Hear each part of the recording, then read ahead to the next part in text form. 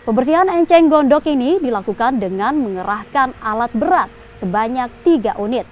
Keberadaan tanaman enceng gondok di sepanjang bantaran Sungai Jeneberang memang menjadi permasalahan yang harus diselesaikan pemerintah Kabupaten Goa saat memasuki musim hujan. Jika tidak dibersihkan, dikhawatirkan nantinya akan terjadi banjir seperti pada tahun 2019 lalu. Karena banyaknya enceng gondok yang harus dibersihkan, pembersihan ini diperkirakan akan memakan waktu selama 2 bulan. Ini kan sudah masuk musim hujan. Musim hujan yang kami takutkan itu adalah tingginya kapasitas air yang dapat menyebabkan kebanjiran.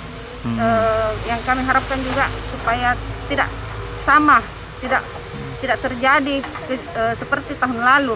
Dalam sepengetahuan saya baru kali ini diadakan penarikan enceng gondok oleh Balai Besar Pompengan.